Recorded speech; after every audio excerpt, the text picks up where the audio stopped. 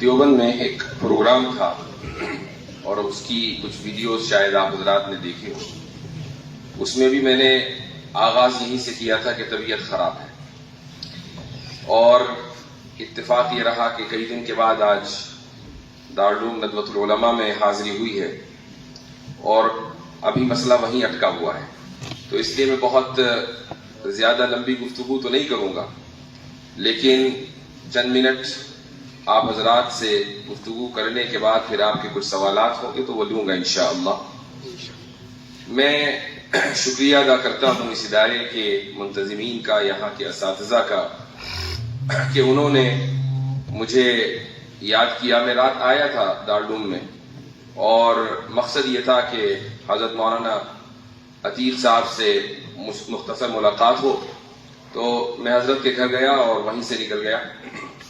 لیکن کچھ لوگوں نے نکلتے ہوئے پکڑ لیا تھا، اور اس کے بعد چونکہ یہاں آنے کا مقصد ایک شادی میں شرکت ہے، تو وہاں پر حضرت مولانا مسعود صاحب اور دیگر حضرات سے ملاقات ہوئی اور مزید جکڑ لیے گئے. تو لیکن بہرحال آپ حضرات سے ملاقات مقصود تھی، مقدر تھی، تو یہ میری خوش نصیبی ہے کہ میں آج اس عظیم الشان ادارے میں موجود ہوں. میرا جو تعارف ہے وہ اس حوالے سے ہے کہ بھائی یہ رد الحاد کے میدان میں یہ شخص کچھ کام کر رہا ہے. سب سے پہلے میں آپ کو یہ بتانا چاہوں گا کہ الحاد ایک بیماری ضرور ہے، لیکن یہ ایسی بھی نہیں ہے کہ ہر ایک آدمی اسی کا علاج کرنے لگے.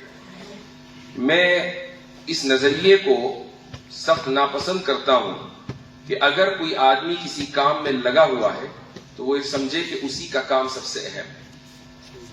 یہ کام اہم ہے، لیکن جس طریقے سے دین کے دوسرے شعبے اہم ہیں اسی طریقے سے یہ بھی اہم ہے.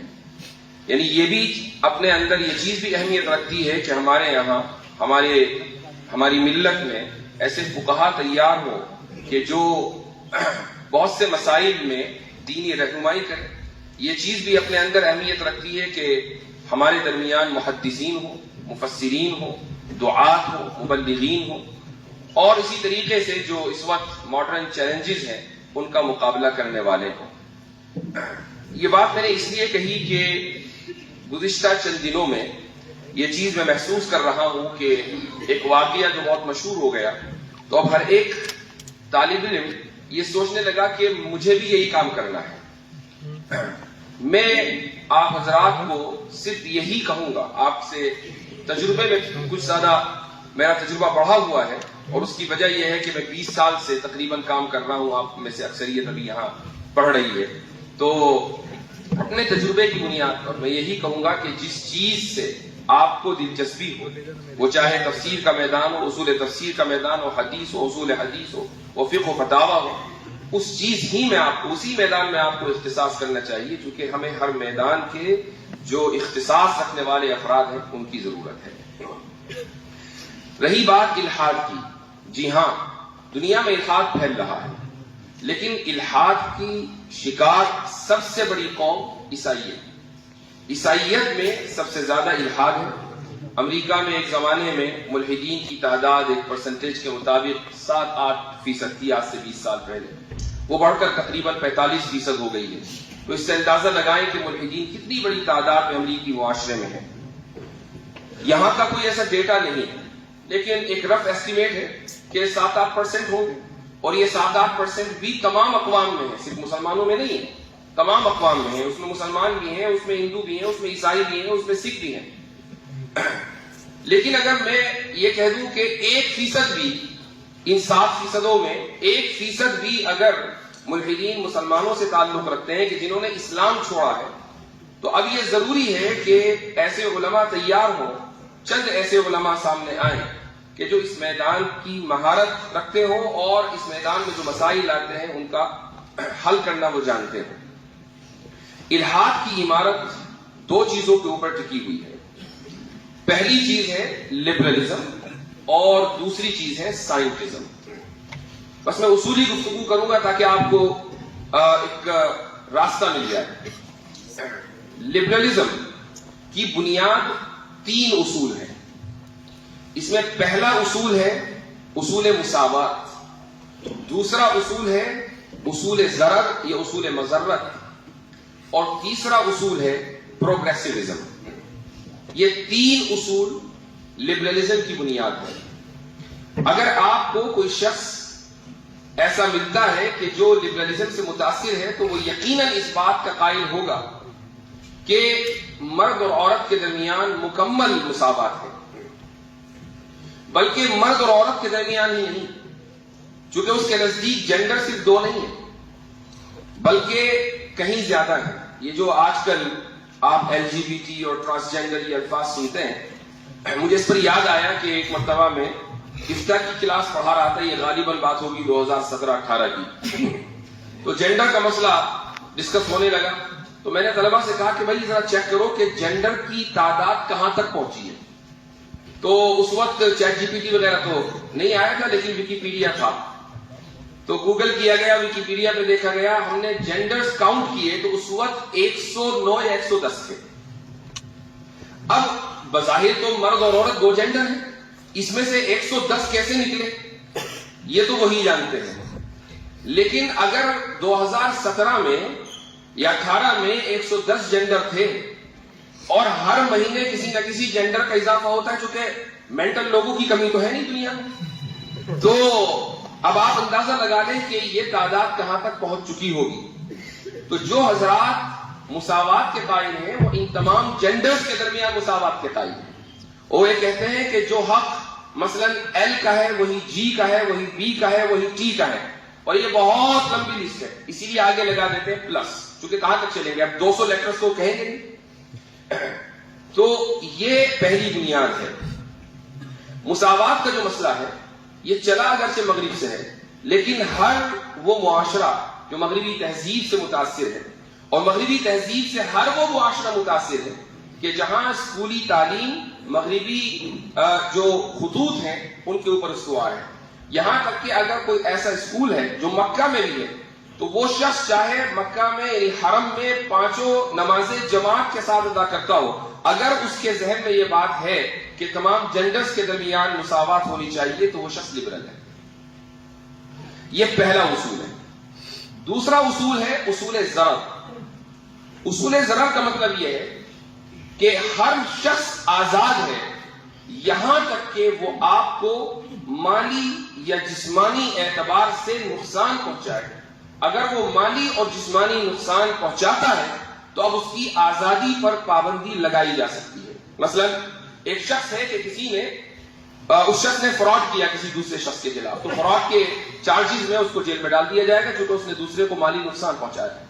ایک نے کسی دوسرے کو مار دیا، قتل کر دیا، یا کوئی ایسا جرم کر دیا کہ جس سے سامنے والے کی صحت متاثر ہوئی، تو یہ شخص جو کہ جسمانی نقصان پہنچانے والا ہے تو اس کو بھی پھر جیل میں ڈالا جائے گا۔ تو اس کی جو آزادی ہے اس پر پابندی لگے گی اگر وہ مالی یا جسمانی نقصان پہنچاتا ہے، لیکن اگر نقصان مالی نہ ہو جسمانی نہ ہو تو ایسے شخص کی آزادی کے اوپر پابندی نہیں لگائی جائے گی۔ اس اصول کی بنیاد پر دنیا بھر میں قوانین بنتے ہیں۔ مثلا اسلام میں، اسلامی شریعت میں قانون ہے ارتداد کے متعلق کہ اگر اسلامی حکومت ہے اور وہاں کوئی شخص مرتد ہو جاتا ہے تو اس کی سزا ہے، یہ ایک فقہی مسئلہ ہے۔ اب آپ اگر سیکولر سوسائٹی میں جائیں تو وہ یہ کہیں کہ یہ آزادی اظہار رائے ہے۔ اگر کوئی شخص اپنا مذہب تبدیل کرتا ہے تو اس نے آپ کو کون سا مالی نقصان پہنچایا، اس نے آپ کو کون سا جانی نقصان پہنچایا، یہ اس کی آزادی کا مسئلہ ہے، آپ اس کی آزادی کو لمٹ نہیں کر سکتے۔ آپ دیکھتے ہوں گے کہ مغربی ممالک میں ایسا بہت ہوا گزشتہ 20-25 سالوں میں کہ کبھی قرآن کریم کا نسخہ جلا دیا گیا، کبھی آپ صلی اللہ علیہ وسلم کی شان میں گستاخی کر دی گئی۔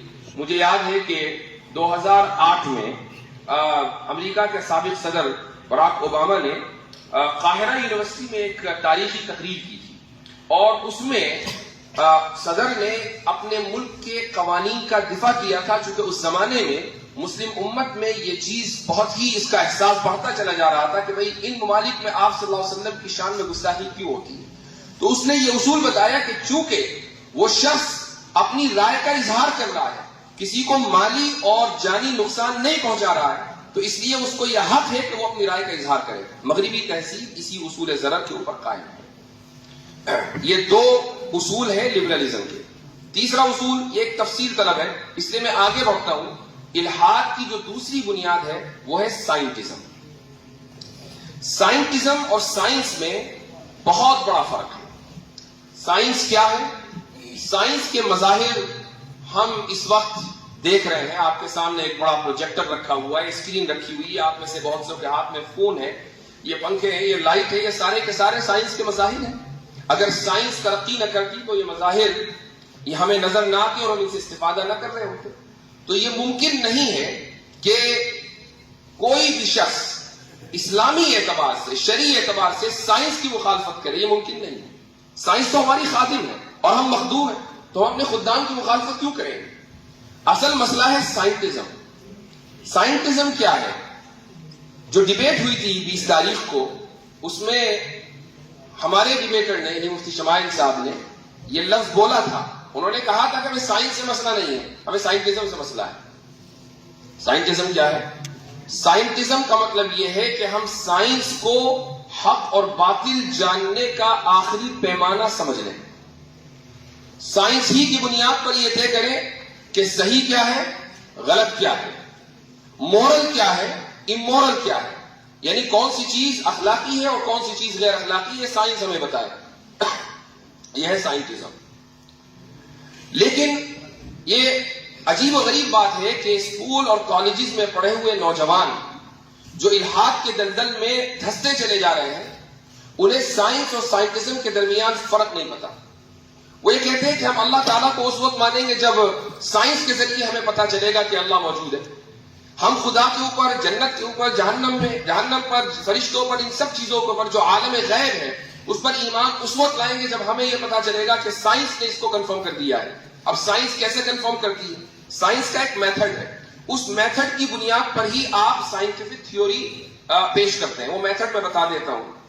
سب سے پہلی چیز آتی ہے آبزرویشن یعنی مشاہدہ. آپ نے سنا ہوگا یا پڑھا ہوگا کہ آئزک نیوٹن ایک مرتبہ کسی درخت کے نیچے بیٹھا تھا تو اس کے سر پر کیا گرا آ کے؟ سیب. اب ظاہر ہے کہ سیب ایسا تو نہیں ہے کہ آئزک نیوٹن کے سر پر دنیا میں پہلی مرتبہ گرا تو اس سے پہلے سیب گرا نہیں کرتے تھے بلکہ اڑا کرتے تھے، ایسا تو نہیں تھا. لیکن اس نے اس ایک فینامینا کو دیکھا اور سوچا کہ یہ سیب گرا ہے، کیوں گرا ہے. سوچا اس سے پہلے بھی لوگوں نے تھا اور لکھ بھی دیا تھا. استعمار کا مسئلہ یہ ہے کہ وہ ہر چیز چراتا ہے اور اس کے بعد پیٹنٹ کر لیتا ہے. یہ جو لا آف گریوٹی ہے، ایسا نہیں ہے کہ لوگوں کو پہلے سے پتا نہیں تھا. قانون نسل پہلے سے بھی لوگوں کو پتا تھا. مسلم سائنسدان پر بات کر چکے تھے، فلاسفرز اس پر بات کر چکے تھے. لیکن مغرب نے اپنے دور میں، جس وقت جو استعمار کا دور تھا، انہوں نے ہر چیز کو، ہر قانون کو پیٹنٹ کر دیا. اب لا آف گریوٹی بھائی نیوٹن نے، جتنے بھی قوانین ہیں نیوٹن نے. تو نیوٹن نے سب سے پہلے ایک چیز کا مشاہدہ کیا. مشاہدہ کرنے کے بعد اس نے ایک مفروضہ تیار کیا، اس کو بولتے ہیں ہائپوتھیسس. اس ہائپوتھیسس کے بعد اس نے ڈیٹا اکٹھا کیا. ڈیٹا کس طریقے سے اکٹھا کیا ہوگا؟ مثلا کبھی سیب گرایا، پھر پنکھ گرایا، پھر کاغذ گرایا، پھر کوئی اور چیز گرائی، یعنی الگ الگ وزن کی چیزیں گرائی اور دیکھا کہ یہ کتنی دیر میں اوپر سے نیچے آتی ہے. یہ ہے ڈیٹا کلیکشن. ڈیٹا کلیکشن کے بعد اس نے ڈیٹا کو اینالائز کیا. ڈیٹا اینالائز کرنے کے بعد اس نے نتیجہ نکالا. اس نتیجے کو ہم سائنٹیفک تھیوری بولتے ہیں. تو اب دیکھیں سائنس کس طریقے سے کام کرتی ہے. مشاہدہ ہے، اس کے بعد ہائپوتھیسس ہے، اس کے بعد ڈیٹا کلیکشن ہے، اس کے بعد ڈیٹا انالیسس ہے. ڈیٹا انالیسس کے بعد پھر آتا ہے سائنٹیفک تھیوری. تو اگر کوئی سائنٹیفک تھیوری ہے تو وہ اسی وقت تھیوری بنے گی جب اس پورے پروسیس سے وہ گزر کر جائے. اب ہوتا یہ ہے کہ اسکولوں اور کالجز میں سائنس کے نام پر بہت سے مفروضوں کو تھیوری کہہ کر پڑھایا جاتا ہے. مثال کے طور پر آپ نے سنا ہوگا ملٹی ورس تھیوری. یہ ملٹی ورس تھیوری کیا ہے؟ ملٹی ورس کا مطلب یہ ہے کہ یہ جو یونیورس ہے اس کے علاوہ اور بھی یونیورس ہیں. یہ یونیورس اس یونیورس سے نکلا ہے، وہ اس یونیورس سے نکلا ہے، وہ اس یونیورس سے نکلا ہے، یعنی تسلسل. ٹھیک ہے، تسلسل یعنی انفینٹ ریگریس. یہ لفظ آپ نے بار بار سنا. اب آپ ملٹی ورس تھیوری والوں سے پوچھیں کہ بھئی یہ تھیوری کیسے بنی؟ چونکہ تھیوری بننے کے لیے آبزرویشن ضروری ہے. آپ نے تو اس یونیورس کا مشاہدہ نہیں کیا، چاہے جائے کہ آپ اس یونیورس کا مشاہدہ کریں کہ جس سے یہ یونیورس نکل کر آیا ہے. پھر اس یونیورس کا مشاہدہ کرنے کے بعد آپ کے پاس ڈیٹا بھی ہونا چاہیے، ڈیٹا انالیسس بھی ہونا چاہیے. آپ کے پاس تو کچھ بھی نہیں ہے. اس بنیاد پر آپ نے ملٹیورس کو تھیوری کیسے کہا؟ اور تھیوری کا لفظ ملٹی ورس کے ساتھ چلا کر اسکولوں کالجوں میں پھیلا دیا گیا اور ان کو یہ بتا دیا گیا کہ یہ یونیورس یعنی یہ کائنات جس میں ہم رہتے ہیں یہ قدیم ہے، یہ ازلی ہے، اس سے پہلے ایک اور یونیورس تھا، اس سے پہلے ایک اور یونیورس تھا، تاکہ خدا کی ضرورت ہی نہ رہے. اور وہ بچہ کہ جو سائنس کی کتاب قرآن یا بائبل سمجھ کر پڑھتا ہے وہ یہ سمجھتا ہے کہ بھئی میرا ٹیچر جو بتا رہا ہے یہ کتاب میں جو لکھا ہوا ہے یہ حرف آخر ہے، لہٰذا خدا موجود نہیں ہے. یہ الحاد کی بنیاد ہے. تو سائنس کے نام پر بہت سی مرتبہ فراڈ کیا جاتا ہے. سائنٹزم یعنی سائنس کو حق اور باطل کے جانچنے کا معیار بنا لینا، یہ سائنٹزم ہے. لیکن آپ کسی بھی سائنسداں سے، وہ چاہے آئنسٹائن ہی کیوں نہ ہو، وہ ناسا میں کام کیوں نہ کر رہا ہو،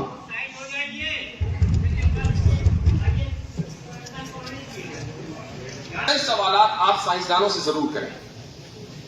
ان میں پہلا سوال، اور میں گارنٹی سے کہہ رہا ہوں کہ دنیا کا کوئی بھی سائنٹسٹ سائنس کی بنیاد پر ان سوالوں کا جواب نہیں دے سکتا. آپ اس کو لکھ لیجئے. سب سے پہلا جو سوال ہے، اور یہ میں ایک اہم سوال آپ کو دے رہا ہوں اس لیے توجہ ادھر رکھیں. پہلا سوال یہ ہے کہ سائنس حق اور باطل کے پہچاننے کا معیار ہے، اس کی سائنسی دلیل کیا ہے؟ آپ یہ سوال کسی سائنسداں سے کریں، صبح قیامت تک سائنس کی بنیاد پر وہ جواب نہیں دے پائے گا. کیونکہ یہ جو سوال ہے یہ علمیات سے متعلق ہے. علمیات کو انگریزی میں کہتے ہیں ایپسٹیمولوجی، اس کو عربی میں کہتے ہیں اسباب المعرفہ. تو یہ سوال آپ کو ایپسٹیمولوجسٹ بتائے گا کہ سائنس کسی علم کا پیمانہ ہے یا نہیں ہے. اب اگر آپ سائنس سے یہ سوال کریں تو سائنس کے پاس اس کا جواب ہی نہیں ہے. یہ پہلا سوال ہے. آپ اگر اس کو لکھ لیں اور کسی بھی سائنٹسٹ سے یا کوئی بھی شخص جو سائنٹسٹک مائنڈ رکھتا ہو اس سے پوچھئے، صبح قیامت تک وہ اس کا جواب نہیں دے سکتا. یہ چیلنج ہے. دوسرا سوال یہ ہے کہ کاز کیا ہے؟ آپ نے کاز اینڈ ایفیکٹ بھی اس ڈیبیٹ کے اندر سنا ہوگا. اور ایک ایسا لفظ کوئی جو اس ہفتے سب سے زیادہ گوگل کیا گیا، وہ سب جانتے ہیں، کنٹینجنسی. یعنی یہ لفظ چڑ بن گیا پورے ایڈوکیٹ صاحب.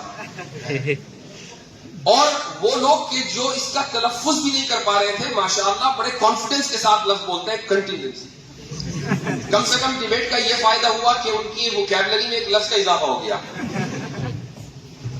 یہ جو کنٹینجنسی ہے اس کا مطلب یہ ہے کہ ایک معلول ہے یا ایفیکٹ ہے، اس کا ایک کاز ہے، اس کے پیچھے ایک سبب ہے، ایک مسبب ہے، اس کے پیچھے ایک سبب ہے، پھر وہ سبب ہے، اس کے پیچھے بھی ایک سبب ہے، پھر اس کے پیچھے بھی ایک سبب ہے. اس کو بولتے ہیں کاز اینڈ ایفیکٹ. کاز کی ڈیفینیشن کیا ہے؟ کاز کسے کہتے ہیں؟ آپ سائنسدانوں سے پوچھ لیجئے، صبح قیامت تک اس کا جواب نہیں دے پائیں گے، چونکہ سائنس کا یہ میدان نہیں، سائنس اس کا جواب نہیں دے سکتی. تو جو شخص سائنٹزم میں مبتلا ہے اس سے یہ سوال کریں کہ بھائی کاز کیا ہے، اس کا جواب دے دو. حالانکہ آپ کی پوری سائنس کاز اینڈ ایفیکٹ کے اوپر مبنی ہے، آپ کاز کو ڈیفائن نہیں کر سکتے. تیسرا سوال لیتا ہوں. تیسرا سوال ہے کہ کیا، ایک انگلش اصطلاح بتا رہا ہوں میں آپ کو اور انشاءاللہ آپ کے کام آئے گی اگر یاد رہی. کیا موڈس پوننس ایک ویلڈ آرگیومنٹ ہے یا نہیں؟ موڈس پوننس یہ انگریزی لفظ نہیں، اگرچہ انگریزی میں استعمال ہوتا ہے. اس کو عربی میں بولتے ہیں القیاس الاستثنائی. قیاس استثنائی قرآن میں بھی آیا ہے، لو کان فیہما آلہۃ الا اللہ لفسدتا، کہ اگر آسمان و زمینوں میں ایک سے زائد معبود ہوتے، ایک سے زائد خدا ہوتے تو یہ پورا نظام تباہ ہو چکا ہوتا، پورا نظام بیکار ہو چکا ہوتا. لیکن بیکار نہیں ہوا، تباہ نہیں ہوا، ثابت ہوا کہ ایک سے زائد خدا نہیں ہے. یہ استدلال قرآن کا ہے، اس کو قیاس استثنائی کہا جاتا ہے. اسی کو انگریزی میں موڈس پوننس کہتے ہیں. اب قیاس استثنائی حجت ہے یا نہیں ہے؟ سائنس سے پوچھے، سائنس کے پاس کوئی جواب نہیں ہے. لیکن اگر آپ سڑک پہ چلتے ہوئے کسی شخص سے بھی کہ جس نے زندگی میں کبھی سائنس نہ پڑھی ہو، فلسفہ نہ پڑھا ہو، علم کلام نہ پڑھا ہو، کوئی کتاب نہ پڑھی ہو، وہ مدرسے نہ گیا ہو، اسکول نہ گیا ہو، اس سے پوچھے کہ بھائی میں اگر اس طرح سے آرگیومنٹ کروں کہ اگر بہت سارے خدا ہوتے اور ہر ایک اپنا نظام چلا رہا ہوتا تو کیا یہ نظام دنیا کا باقی رہتا؟ تو وہ کہے گا ہرگز نہ رہتا. یہ استدلال ہر ایک کو سمجھ میں آتا ہے. قرآن کے استدلال کی خاصیت یہ ہے کہ ہر چلتے پھرتے شخص کو وہ سمجھ میں آئے گا، چاہے اس کا کوئی تعلیمی بیک گراؤنڈ ہو یا وہ بڑے سے بڑا سائنسداں ہو. سائنس کے پاس اس کا کوئی جواب نہیں ہے. ایک اور آپ کو سوال دیتا ہوں.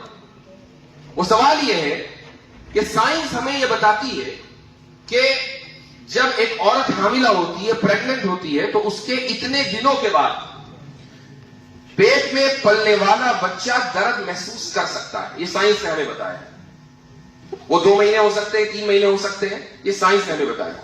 لیکن یہاں سوال یہ ہے سائنس سے کہ کیا جب بچہ درد محسوس کرنے لگے اس وقت ابورشن کرنا اخلاقی عمل ہے یا غیر اخلاقی؟ بچہ جس وقت درد محسوس کرنے لگے، سائنس نے ہمیں بتا دیا. اب یہ بتائیے کہ ابورشن کرنا اخلاقی عمل ہے یا غیر اخلاقی عمل ہے؟ سائنس تمہیں قیامت تک اس کا جواب نہیں دے سکتی، کیونکہ سائنس اخلاقیات کے لیے نہیں ہے. جبکہ اخلاقیات کا سوال ہر انسان کا سوال ہے. ہر انسان چاہتا ہے یہ جانے کہ کیا چیز مورل ہے اور کیا چیز امورل ہے. میں اپنے آپ کو اچھا کیسے بناؤں، ہر انسان جاننا چاہتا ہے. سائنس کے پاس اس کا کوئی جواب نہیں. تو جو لوگ سائنٹزم میں مبتلا ہیں ان سے آپ یہ چند سوال کر لیجئے، بغلے جھاڑنے لگے. تو سائنٹزم سے ہمیں کوئی لینا دینا نہیں. ہاں، سائنس ہماری خادم ہے اور ہم مخدوم ہیں، تو ہم اپنے خدام کو کیسے ریجیکٹ کر سکتے ہیں؟ تو سائنس کا جو درجہ ہے اس کو وہ درجہ دیں، اور سائنٹزم کا جو درجہ ہے اس کو وہ درجہ دیں. لہذا اگر کوئی شخص یہ کہے کہ میں خدا کو اس وقت مانوں گا کہ جب سائنسی طور پر مجھے دلیل مل جائے، یا عالم غیب کو اس وقت مانوں گا جب سائنسی طور پر مجھے دلیل مل جائے، میں روح کو اس وقت مانوں گا جب سائنس یہ ثابت کر دے کہ غیر مادی وجود بھی ہوتا ہے، تو اس وقت میں ان چیزوں کو تسلیم کروں گا. ایسا شخص سائنٹزم کی بیماری میں مبتلا ہے، اور سائنٹزم خود ایک ان سائنٹیفک بیہیویئر ہے. تو الحاد کی یہ 2 بنیادیں ہیں، لبرلزم اور سائنٹزم. آپ حضرات اگر اس میدان میں کام کرنا چاہتے ہیں، اور جیسے میں نے شروع میں ایک بات کہی کہ ہر ایک کو کام کرنے کی ضرورت بھی نہیں ہے، لیکن ہر ایک کو ایک کام کرنے کی ضرورت ہے، اور وہ یہ ہے کہ اسلام کی عقلی تفہیم اور تشریح کیسے ہو. اس کی ضرورت صرف ملحدین کو یا مرتدین کو نہیں ہے، اس کی ضرورت مسلمان کو بھی ہے. آپ کسی بھی معاشرے میں چلے جائیں، جب آپ اپنے علاقوں میں جائیں گے، مسجدوں میں آپ کا خطاب ہوگا، عوامی اجتماعات میں آپ کا خطاب ہوگا، تو لوگ آپ سے سوال کریں گے کہ بھئی یہ مسئلہ تو ٹھیک ہے لیکن کیوں؟ اس کی حکمت کیا ہے؟ اس کی علت کیا ہے؟ اس کے پیچھے وجہ کیا ہے؟ اگر آپ نے اس کی عقلی تفہیم و تشریح کر دی تو سامنے والے کا ایمان مضبوط ہوگا. تو اس چیز کا تعلق ہر ایک سے ہے، اور اسی لیے جب تک آپ اپنے مدرسے کی زندگی میں ہیں، آپ اس چیز کو اپنا نصب العین بنائیں. سب سے پہلے کہ جو کتابیں آپ کے درس میں داخل ہیں ان کتابوں کو آپ پابندی کے ساتھ، توجہ کے ساتھ، مکمل فوکس کے ساتھ پڑھیں. اس کی وجہ یہ ہے کہ اگر آپ کے ذہن میں یہ بات ہے کہ بھئی اس ادارے سے نکل کر ایک شخص نے عالمی سطح پر 2 دن میں شہرت حاصل کی ہے، تو ٹھیک ہے، اللہ تعالیٰ کا فضل ہے، لیکن اس کے پیچھے اس شخص کی کچھ محنت بھی تو ہوگی. ایسا تو نہیں ہے کہ وہ صبح کو اٹھا اور وہی آئی اور ایک دم وہ ڈیبیٹ میں چلا گیا. ایسا تو نہیں ہوا. اس نے پڑھا ہے، محنت سے پڑھا ہے، تبھی وہ اس لائق ہوا ہے کہ وہ وہاں گیا اور اس نے ایک ایسے شخص کو چیلنج کیا کہ جس کی محنت ہے 70 سال کی، جس کی شہرت ہے 70 سال کی، اور یہ اللہ تعالیٰ کا فضل تھا کہ 70 سال کی شہرت مغلوب ہو گئی، اور ایک ایسا شخص کہ جس کی کوئی شہرت نہیں تھی وہ غالب آیا اور 2 گھنٹے کے اندر پورا کھیل ہو گیا. تو اس کے پیچھے محنت ہے. اس لیے آپ حضرات اگر کسی شخص کو یہ دیکھتے ہیں کہ ہاں بھائی ہمارے میں سے ایک شخص آگے بڑھا ہے، تو اس کے سفر کو بھی دیکھیں کہ اس نے کیسے یہ قدم اٹھایا ہے. تو جو آپ کی درسی کتابیں ہیں، جو بھی آپ کے نصاب میں شامل ہیں، جو بھی آپ کے اساتذہ آپ کو پڑھاتے ہیں، یہ ضروری ہے کہ آپ اس کو، ان تمام کتابوں کو نہایت توجہ سے پڑھیں. یہ کرنے کے بعد اب آتا ہے آپ کا خارجی مطالعہ. چونکہ درسی کتابیں صرف آپ کو ایک طریقہ دیتی ہیں، آپ کو بنیاد فراہم کرتی ہیں. بنیاد کے بغیر عمارت بنی نہیں سکتی، اس لیے عمارت میں بنیاد سب سے اہم چیز ہے. لیکن اگر آپ خالی بنیاد بنا کر فارغ ہو جائیں اور کہیں کہ بس اسی بنیاد میں رہیں گے تو ظاہر ہے کہ یہ ناممکن ہے. بنیاد کے اوپر عمارت بنانی ہے، اور عمارت کتنی مضبوط اور کتنی خوبصورت ہو یہ آپ کے اوپر موقوف ہے. جتنا آپ مطالعہ کریں گے، خارجی مطالعہ کریں گے، اتنی ہی آپ کی جو عمارت ہے علمی وہ مضبوط ہوگی، پائیدار ہوگی اور اٹریکٹیو ہوگی. یعنی لوگوں کو اپنی طرف بلائے گی، لوگ چاہیں گے کہ اس عمارت کا وزٹ کریں. یہ تبھی ہوگا نا کہ جب آپ کے پاس مطالعہ ہو، مطالعے کی قوت ہو، استدلال کی قوت ہو، اور آپ کے پاس ڈیلیوری کی پاور ہو. یعنی آپ یہ جانتے ہو کہ میں اپنے علم کو ڈیلیور کیسے کروں. اس کے لیے لسان قوم جاننا ضروری ہے. لسان قوم صرف انگریزی نہیں ہے، ہندی بھی ہے، سنسکرت بھی ہے، اور مقامی زبانیں. آپ کیرلا میں ہیں تو آپ کو کیرلا کی زبان آنی چاہیے، ملیالم آنی چاہیے، تمل آنی چاہیے، انگریزی تو ہے ہی. تو یہ جو تمام زبانیں ہیں اس میں ہم علماء تھوڑا سا پیچھے رہے ہیں تاریخی اعتبار سے. انگریزی کے اوپر تو توجہ ماشاءاللہ ایک عرصے سے ہے، لیکن جو مقامی زبانیں ہیں اس پر زیادہ توجہ نہیں ہے، اس پر بھی توجہ دینے کی ضرورت ہے. اب خارجی مطالعہ کیسے کریں؟ خارجی مطالعہ کا آپ مجھ سے پوچھیں کیونکہ آپ مجھے سن رہے ہیں تو ظاہر ہے کہ آپ یہ چاہیں گے کہ بھائی میں نے یہ سفر کیسے کیا. ابھی رات ایک سوال آیا, ایک صاحب نے مجھ سے سوال کیا کہ آپ اس میدان میں کیسے آئے, کیوں آپ نے اس میدان کا انتخاب کیا. تو میں نے ان کو جواب دیا کہ میں امریکہ میں ایک دن درس دے رہا تھا عقیدے کا اور کتاب کی شرح عقائد. یہ کتاب کا نام میں اس لیے بار بار لیتا ہوں, اب یہ کتاب غالباً ایسا ہوگا کہ میرا نام اور کتاب کا نام لازم ملزوم ہو جائیں گے, مجھے اس سے ڈر لگتا ہے. تو یہ میں کتاب پہلی مرتبہ پڑھا رہا تھا, تو کچھ طلبہ نے جو ہائی اسکول اور انٹر کر چکے تھے, امریکہ کی بات ہے, انہوں نے مجھ سے کچھ سوالات کیے. یہ سوالات کتاب میں موجود ہوں گے لیکن میں سمجھ نہیں پایا, اور مجھے بڑی یعنی ذہنی ٹینشن ہوئی کہ بھائی بچے سوال کر رہے ہیں اور میرے پاس جواب نہیں ہے اور کتاب میں بھی نہیں ہے جو مجھے نظر نہیں آ رہا ہے. تو کیا واقعی یہ آؤٹ ڈیٹڈ ہے, کیا ان کتابوں کو نہیں پڑھانا چاہیے. میں نے کتاب اسی دن بند کر دی. میں نے کہا بھائی پہلے مطالعہ کریں گے اس کے بعد پڑھائیں گے. میں گھر گیا, گھر میں لائبریری تھی, وہاں حضرت نانوتوی رحمہ اللہ کی ایک کتاب اتفاق سے مجھے حاصل ہو گئی. یہ کتاب تھی انتصار الاسلام, چھوٹا سا کتابچہ ہے, اس میں 9 سوالوں کے حضرت نانوتوی رحمہ اللہ نے جوابات دیے ہیں. یہ سوالات پنڈت دیانت سرسوتی کی طرف سے کیے گئے تھے. 10 سوالات کیے گئے تھے, ایک سوال کا جواب حضرت نے پوری کتاب لکھ کر دیا جس کا نام ہے قبلہ نما, اور 9 سوالوں کا جواب اس کتاب میں ہے انتصار الاسلام. تو وہ کتاب ملی اور اس میں 2-3 سوال وہ تھے جو طلبہ نے پوچھے تھے. تو مجھے خوشگوار حیرت ہوئی اور میں نے پوری کتاب پڑھ لی, مختصر سی تھی, اور اگلے دن میں وہ کتاب درسگاہ میں لے گیا اور میں نے کہا کہ چلو پہلے اس کتاب کو پڑھیں گے. تو پہلے وہ کتاب طلبہ کو پڑھائی اور اس کے بعد پھر نصاب مکمل کرایا. لیکن وہاں سے میرے مطالعے کا سفر شروع ہوا اور اس میں سب سے پہلے انتصار الاسلام آئی, اس کے بعد حجت الاسلام جو حضرت نانوتوی کی ہے. پھر یہ 2 کتابیں پڑھی تو ہمت ہوئی کہ حضرت نانوتوی کی دوسری کتابیں بھی پڑھی جائے, کیونکہ حضرت کے یہاں اردو میں بھی تھوڑا تاکید ہے, اس زمانے کی وہ زبان ہے, تو اس لیے اس کو سمجھنا آسان نہیں ہے. یہی وجہ ہے کہ بہت سی کتابوں کی کچھ علماء نے تصحیح بھی کی ہے. تو تیسری کتاب جس کو قبلہ نما کہا جاتا ہے, اس کے بھی 2 حصے ہیں. ایک حصہ ہے عوام کے لیے, اب عوام میں ہم شامل ہیں, وہ اس زمانے کے عوام تھے, ابھی ہم عوام ہیں. اور جو دوسرا حصہ ہے جو مفصل ہے وہ ہے علماء کے لیے. تو عوامی جو حصہ تھا وہی میرے لیے بہت مشکل تھا, بڑی مشکل سے سمجھ میں آیا, وہ تقریباً 100 صفحے ہیں. اس کے بعد کا جو حصہ ہے وہ میں نے سر کے اوپر سے گزر کیا, میں نے کتاب بند کر دی کہ اس کو پڑھنے کی ضرورت بھی نہیں ہے. یہ 3 کتابیں یہاں سے سفر کا آغاز ہوا, اور اس کے بعد حجت اللہ البالغہ جو غالباً آپ کے یہاں نصاب میں بھی داخل ہے. اسی طریقے سے ابقات کے کچھ حصے, حضرت تھانوی رحمہ اللہ کی کچھ کتابیں جن میں سر فہرست الانتباہات المفیدہ, اسی طریقے سے اشرف الجواب.